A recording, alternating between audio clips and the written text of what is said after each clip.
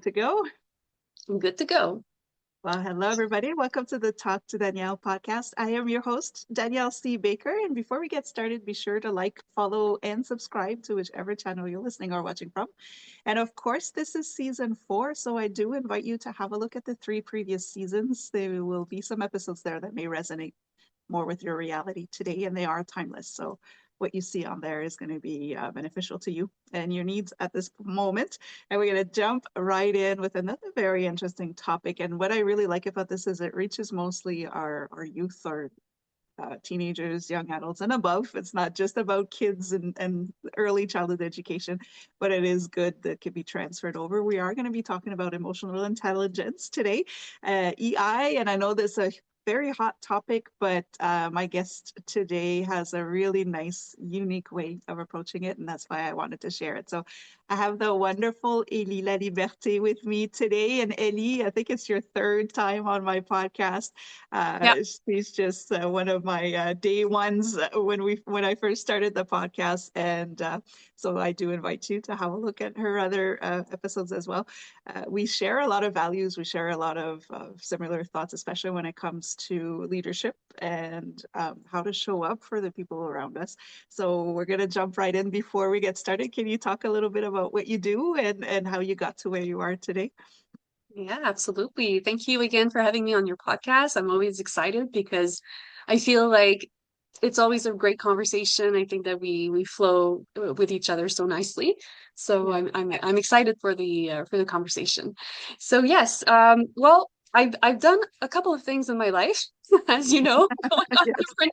different episode and talking about different things. But lately, I've been really concentrated in teaching emotional intelligence inside of industries, so inside of businesses and also inside schools. And it was a surprise to me that I would go into schools because at the beginning it was just mostly for businesses. But then I got to collaborate with someone who was already doing some programs, some leadership trainings in schools and for high school students mostly. So we're not going too young, but we're going with the teenagers, like 11 and 12 grade. And yeah, so I we've only started, at the beginning of February, so it's really new as a program. It has not been new in my life, although I've been into emotional intelligence since I was practically 21 years old. So I've Mhm. had a lot of experience. I've wrote 2 books, not necessarily on emotional intelligence, but within the book, you can see a lot of emotional intelligence for sure inside of both books. And so, yeah, I've been doing the author thing for a while, and now I'm still doing the author thing on the side, but I'm mostly, yeah, I'm concentrated right now on delivering this beautiful program on EI. And there's a distinction, just so you know, there's a reason why I called it EI, so it's called EI Connected because I wanted to make the distinction with AI, right? Because AI is really just trending big time and going very fast, but I want to bring back that balance with emotional intelligence and just bring that back the awareness to people that hey, that intelligence is very, very valuable and it's Yeah. very important in our world and we need to come back to that for sure. So, yeah, that's pretty much what I do. I love that. I love that you're bringing because you really said it. The You hit the nail on the head. I don't even know if that's the right expression, but you know what I mean. Makes sense. You really hit the bullseye on keeping that balance between that virtual world, digital Yeah. world that is not human. And so, Yeah. really, what keeps us separate from the machine now is our emotional intelligence. And what I love about the work that you do, because it's really a hot topic right now in businesses and cultures and Yeah. the CEO world, all of that. But to finally bring it into the schools, so we keep saying that we've not taught this at school. We're not taught this at school. So why aren't we not teaching this at school? So I love that you have that available and it's well received in the schools because that's the Yes. other challenge is to get into the schools. So can you talk a little bit about that? Because I know you do work both at school and on the business side of things when it comes to leadership. So I don't know which is the best way for you to separate them or just kind of walk us through what that looks like in terms of your Yeah, framework. absolutely. So what It's actually funny, and that's what I was expressing with my business partner the other day was, when we give a training to high school students, it's not so different that when we give a training to a business, because emotional intelligence is not talked so much about enough. Like it's not talked enough about, right? So the teenagers that are in grade 11, so they're 16 and 17, they're pretty much at the same place almost. It's sad to say, but if you don't have the awareness, you're going to be at the same level of understanding, right? So we have to Yeah. start at the basis and really like explain even just like what is an emotion. Yeah. So I don't really have a big difference in the way that I teach both trainings.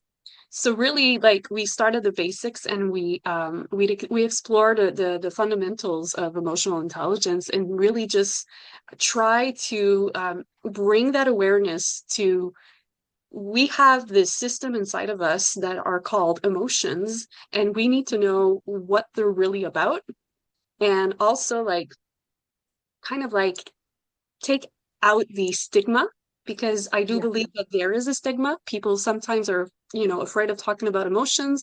Other people not so much that they're afraid, but they feel like that's weakness, and so they don't see the necessity of talking about emotions. There's so many misconceptions about like emotions, and we're there really to just bring out the not the science behind it, but almost, because we do bring energy around it, and we just bring the awareness of like what is happening inside of you. Why are you reacting this way, a certain way, and what is it that you can't manage inside of yourself? If you want to be a leader, you have to start by managing yourself if you really want to be able to manage other people. So it Yeah. doesn't really make sense to ignore your own system if you want to like manage other systems outside of you, right? So with with with teenagers, what we're doing right now, we're inside of it's mostly teenagers that are taking kind of like leadership roles, that want to take out leadership roles within like for work or whatever, where they're going into their I don't know, endeavors after the high school, right? So Right. kind of targeting more these kind of programs that are already set up inside of schools, although it's very, very new, I think. Um, and it's very new as well that they do have that openness to receive this kind of information. But it's amazing that they are doing that, because it goes with the leadership, Mm. absolutely, right? So they want to be an entrepreneur. Well, you're going to go through a lot of emotions. You're going to have to handle yourself and manage, yourself very wisely if you want to be able to persist in being an entrepreneur, or even if you're a manager or supervisor, whatever role that you have that is meant to to lead people. There are so many challenges that comes with that. There's a beauty in that though too, but there's a lot of emotion, a lot of challenges, and that can be very, very overwhelming, and it can overwhelm, Yeah. like it can really kind of this deregulate you if you want, so it's interesting, and I really love what we're doing as well. We're giving them kind of like scenarios to play with. We want them to work as a team in the Mhm. training, so they're doing kind of like introspection, and then they're talking about it and sharing it with their colleagues. We put them in groups, and we do the same thing with managers and supervisors and directors as well, because you have to understand how to work as a team. Like we don't want to just do one-on-ones, because it really goes against the culture aspect. That's right. That's right. Yeah. So that's what we're teaching. We're really teaching them to, it's so important, for your team to connect with you. So we talk a lot about human connection as well, because obviously right now with AI and with the internet, whatnot, we're not connecting enough as humans, and we have to come back to that. So yeah, that's kind of like where we go. There's so much more that comes with it, right? But like Yeah. authenticity and learning about authenticity through emotional intelligence and all that. But it goes deep, but it's easy to understand and comprehend. We don't go too we don't want to lose them, right? So No, exactly. And it's because it's still relatively new in terms of presenting it in that way that it is yeah, necessary to just, but it's so important, especially with the teenagers, because there is so many different generations in the workforce right now, and everybody seems to be on the yeah, same wavelength when it comes to saying the youth right now are not really prepared for the workforce. yeah, And this is a huge thing for them to come up. They'll probably be ahead of many adults as well if they come up knowing what that looks like to be your authentic self, yeah. and that to have that, like you say, you can't lead others if you can't lead yourself. Mhm. You're less reactive when you understand what's triggering you and why it's triggering you and how to do that. And it's also so, like you also mentioned that emotions, that our youth are not too familiar with how to express necessarily their emotions, but in the workplace, it's also something where for a long time it's like we shouldn't have emotions involved in the workplace. It should be Mhm. all Yeah, objective. But the reality is that that's not what happens. no, So can you talk to us a little bit of what that means, like for like the business culture, the enterprise culture? That would work in the classroom culture as well. But there's such an increase in burnout. We see that it affects everybody in every way, and it does affect businesses in classrooms as well. So can you talk to a little bit about what that means for a business in terms of trying to integrate this new culture in their environment? yeah, yeah, for sure. So to start off, like I don't want people to think that we're there to put the blame on the leadership department, right? Yeah. Because it's not about blaming anybody. It's really about wanting to understand a different kind of like just add a level of maturity inside of an organization, right? So you can't know what you don't know. And because of that, it's kind of like a parent, right? It Mhm. goes Yeah. for, with you deal a lot with parents. Yeah. Kind of like a parent that has a child and they know what they know, and they can't know Yeah. what they don't know unless they have an open mind and an open heart, and they do a lot of research and they want to learn more, right? um Hmm.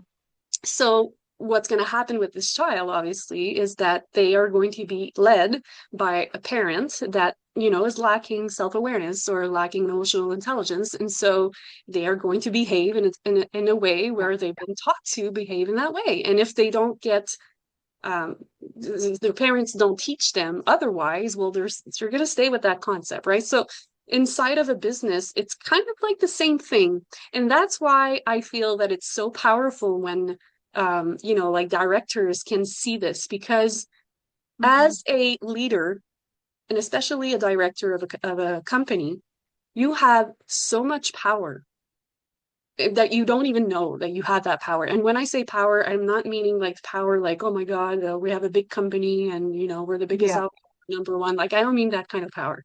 You have a power to really impact not only your business or your culture, but if you take the time to really put the attention where you need to put the attention on your employees, on your organization, and really give the tools and necessary tools in emotional intelligence, what that's going to happen is you are going to affect not only your employees, but your employees will come back home with a Yeah. different energy. And then the families of all of these workers are going to be affected in a good way, right? Yeah. Right now, what's Exactly. happening, unfortunately, and when we talk about burnout, is that because there's no clear communication, because it comes down to communication, a lot of it comes down to communication, because of the stigma as well, like you say, like people they don't trust their leaders. Yeah. They don't know that they can go and talk to them. They don't know how to talk to each other as colleagues either, because they're afraid to maybe lose their jobs. They're afraid to report someone because maybe they're going to be seen as just whiners or negative or whatever. And so because there's that lack of communication, of authentic communication, really it comes down to that. It's a lack of transparency and a lack of authenticity. And again, it's not to blame the leaders, right? It's just a lack of understanding and a lack of awareness. But because that happens, um, everybody is keeping their feelings. That's really what it is. They're all keeping their feelings for themselves. and they're all afraid to express what they need to express for them to feel comfortable inside of their workplace. So it's creating all of these different kind of personalities of people that are just like, walking on eggshells most of the time. They're just full of pressure because they're in fear of maybe losing their job if they say something, but they're very uncomfortable in the workplace, in the environment, because it can become very toxic. And I'm pretty sure that a lot of industries, it is incredibly toxic. And what is sad about that is a lot of the times, the people that are at the top, that are the directors, they're not even aware of what's happening inside because Mhm. no one talks, right? And if you're Yeah. not sensitive to energies, you're not going to notice it, right? So there, again, it's not a thing about blaming, because people could say like, well, it's for the employees to step up and go see their managers and talk about it. If they don't say anything, how can they know, right? Mhm. But that's also, if we talk about the managers, it's for the managers to step up their game and to be a little bit more attentive to their team and have a little bit more compassion, or develop compassion, because some don't even know how to develop compassion and empathy, because they haven't been taught that either by their directors. So Yeah. there's kind of like this big, again, Yeah. ripple effect that can happen negatively, but there's a ripple effect that can happen positively if they become aware, or if they become open to understand what is going on. And Yeah. then it's a much nicer scenario to have that confidence from your leaders that, you know what, sometimes they're going to come and check up on you and say, hey, are you okay today? Is everything going well? And even if it has something to do at home, something happened at home, like, it's not professional to talk about, like, you Yeah. know what, I've really had a bad day yesterday. My kid was sick or whatever, and it Yeah. just really drained me, and I slept like 2 hours. And then, having that compassion from the leader, just, it takes 2 minutes to come and see them and say, you know what, don't worry about like doing too Yeah. much today. If there's anything, come and see me. That's it. Don't become a therapist. Don't become this, Yeah. person that needs to take care of everybody. That's not what it is. But it's to bring a little bit more sensitivity towards your your people, right? Yeah. And to say, hey, you know what, my people matter. And especially right now, and that's why I'm integrating this program, because of AI. And again, I'm not bashing AI. I am not anti-AI. Yeah. But what AI is doing is that it's bringing an extra fear into the workplace, because Yeah. now AI is so, this big thing that now directors, they all have their attention on that. How can I use this to expand? How can I use this to optimize my system, to automatize as well everything, right? And Yeah. what is happening, there's talk about people losing their job because this AI robot can replace them. We Yeah. don't want that to happen. But if this communication is not happening, let's say you have a business and you have, I don't know, 20 employees, okay? Mhm. And your business, your employees, you don't have a lot of communication with them. They do their job, they're told what to do. There's never really just like, there's no meetings, like people don't really Yeah. talk to each other. Yeah. But there's this new thing that is on the market that is called AI, and you're kind of like doing a desk job or something, and you know very well that it could happen that they might not need you anymore because of this thing. But Yeah. they're not communicating with you that, hey, you know what? I want you guys to know, like all of the 20 employees, I don't want you to worry about you being replaced by a robot. Like, I love my company and I love the work that you do. And I do not want you to stress with that. I'm reassuring you that you will stay here and I will not Mhm. replace you with a robot. Just that simple thing of doing can really, really bring, like, lift off something off of everybody's shoulder, because people, they need that reassurance right now, even more than ever. And Yeah. so already feeling sometimes like an employee sometimes have that mentality of like, I'm just a number. And they can feel like that if their employers never come and see them and tell them, hey, you know what? I love what you did today. It was a Yeah. really great, I love that you helped that other coworker. I appreciate you. It's the simplest things to do. But that thing, what it does again is that it brings up the vibration of the organization, and then it Yeah. becomes a culture. And then people feel like they have a sense of belonging and a sense of accomplishment, and they have more initiative, more motivation. They come in at work with a smiley face instead of That's like, right. I don't want to go to work this morning, you know? And they Yeah. affect everybody. So I know that it's possible. And as you can see, I'm very passionate about this because I've worked in places in my past years Yeah. where that was not there. And I was really like not enjoying the environment. I was not, because I am a people person and I am a leader myself, and I like to help, but I like to help people that are actually seeing me, Yeah. that actually know that I'm good at my job and they appreciate it. And it's not to have like pats on the back all the time, but like once in a while, everybody Yeah. needs this, you know? They need to feel like they belong and they're a family of some kind because they're there every day of their lives, mostly, Exactly. right? Yeah. So, yeah, You spend sometimes more time with your coworkers than you do with your own family. So there's got to absolutely. be something there. That connection is important. And again, that authenticity with AI and everything. There's so many fake things out there now that Yeah. everybody's questioning, going, is this real or is this not real? But you're absolutely right. I've had I would say the privilege, a few places that I worked where that culture was in place. And a lot of people are thinking it's like a fairy tale story, but when it's integrated, it is beautiful. First of all, the Mm, leader can now lead. The leaders are visionaries. They're supposed to be yeah. 7, 8 steps ahead of everybody. But if they're putting out fires or if they're macro managing, um, they're not doing their job as a leader. Yeah. But it was, and it's that thing when you say, I really had a bad day today. Last night, it was a bad night. You don't have to go into the whole, violin thing. Oh, woe is me. But people would be like, you know what? It's okay. Do what you can. Well, and it wasn't the culture wasn't, oh, now we got to pick up the slack. It Mhm. was genuinely that's okay because one day I'm gonna have that bad night. And I Yeah. know my team is going to be there. At the end of it all evens out again. There's nobody doing more work than the other in a good environment. Because Yeah. in a not so good environment, people will take advantage of that. But in this case, it was never, well, you need to pull your weight. It was just, 100% for you today looks different than my 100%. So let me help you. And then when I'm down, somebody else can step up, and that's just a Yeah. game changer. You come home, you're not stressed out, you're not, reactive with your own family, you're not sick all weekend because you're so tired. And the Yeah. leaders is the same. They're not getting all these extra texts or messages, or people Yeah. are not showing up in the morning because they're fed up.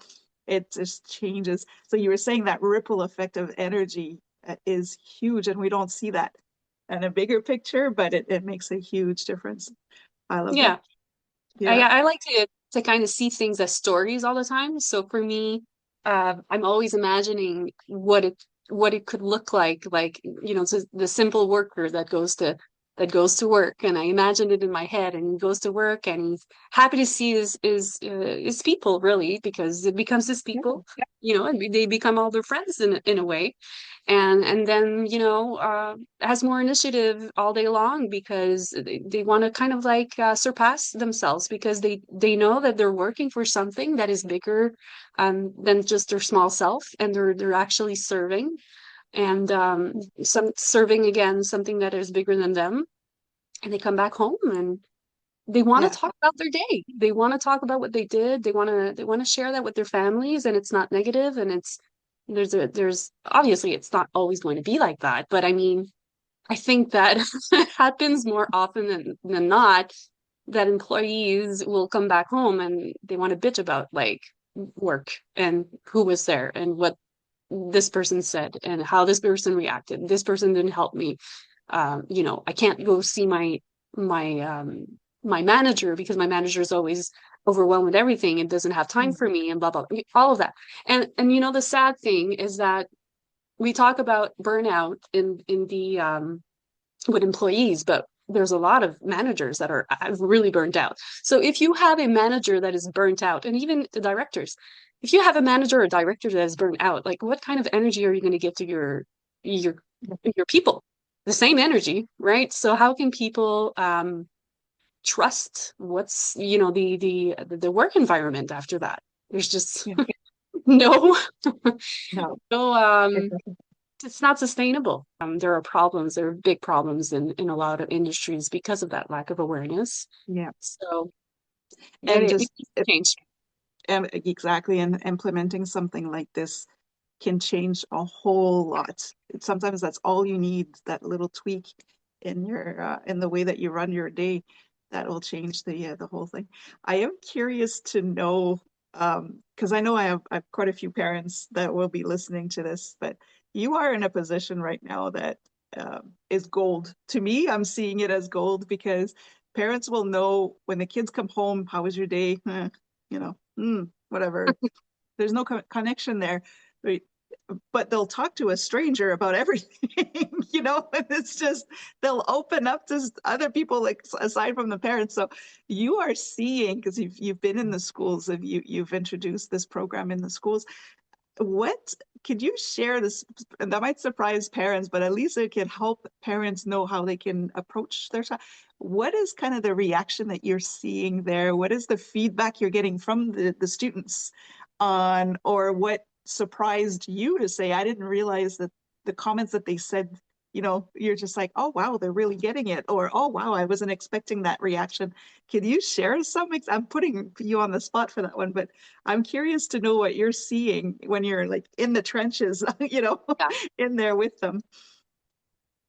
What I am seeing is that um, there's kind of like different energies going on where I have students that are very curious about what I'm saying, Yeah. and other students are not so much, I would say, interested. But I have those students that are like super, how can I say, they want to participate. And so they're kind of like, if I ask a question, they're going to want to participate, and they're going to be even sharing their opinion about like, oh, does that mean that, let's say I talk about empathy and compassion, for example. Well, I want to check with them. Do you know what empathy means, and do you know what compassion means? Because they're not exactly the same thing. And so I've had a Right. student actually that was talking to me about compassion, and they were explaining to me how they felt about or what they heard about compassion. And unfortunately, that their kind of perception of compassion to them felt like it was selfish. And so Okay. we had kind of like a discussion, not a it wasn't an argument or anything like that, but I mean, they had resistance because they've known all of their life, or at least they thought that compassion was something that was selfish. They didn't understand the real meaning of it. And so I see that there is, yeah, it's a mix of different kind of like they're listening though. But what I've noticed is that they do participate a lot together. Let's say that we're like, okay, now that you've understood like behaviors and how a behavior, let's say, is constructed and everything with our emotions, can you come together in a group and talk about like how would you react if you would see someone that would have that kind of behavior, and what would you tell that person, how would you handle it, and whatever. And they do talk a lot together, so they didn't really react with me that much. They were mostly listening, but when it came to them to like just exchanging with each other, Yeah. they were like really going at it, and so they were really participating, and you could see that their brains were, they're very very smart anyways where I've been. No, but that's um interesting to know, because bringing in a new program like this, and if you're as the adult, presenter, facilitator, you're not seeing anything, but once you see them interact together and it's clicking, It's it's clicking. working. Ah, It's working. absolutely. It is Yeah. clicking. And I like to say what is fun about you know, 16 and 17-year-old is that they're kind of they're a little bit more like sponge than Yeah. adults that are like now 40 and over 40, where they do have that openness and they can put together things probably quicker because they don't have as much resistance, right? So and they have that sense of making, they laugh about situations. Like I've had a student at one point, I was talking about a scenario where I was giving them a scenario where, if you text your boyfriend and you're texting your boyfriend and then you're waiting for him to text back, but then the boyfriend is not texting back before like another hour. You're like going crazy inside Yeah. of yourself. But you know, that craziness comes from a pattern, an emotional pattern that happened a couple of other times before and with other, Yeah. ex-boyfriends, and you just not looked at it enough. But it will show up every single time when that happens because you haven't dealt with it, right? And I had like students that were like laughing Yeah. if they would hear that story and they're like, oh, look at their girlfriend and like, oh my God, this is like I do We that. could relate to that. Right? They relate to it, right? And I was like, yeah, I see. Like, so yeah, it's fun for that.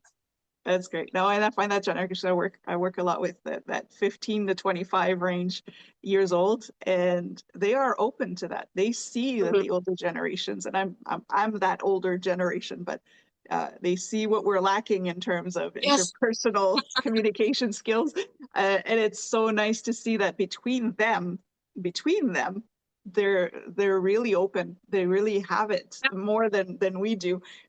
It's between the generations, maybe not, but between them, it works really well. So I wanted to see what you see. Yeah, because you're in it now. So it's always interesting to see how that evolution is going. Yeah. There's so much I could Sure. talk about, but I wanted to see if anybody wants to know more about the work that you do, your framework, how you work with schools and how you work with businesses and corporations. What is the best way to reach you or to follow you or to contact you? Sure. They can just go on my website if they want, ei-connected.com. Excellent. They'll see a couple of things on there. If they really want to know how the program works, the length of the program and everything that's included, absolutely, we can do a presentation. We do pre-presentations just to show like what are the benefits to having this inside your industry for sure. And Yeah. we're actually working on as well right now, and we hope that it's going to be done very soon. Where we're actually approaching grants Mhm.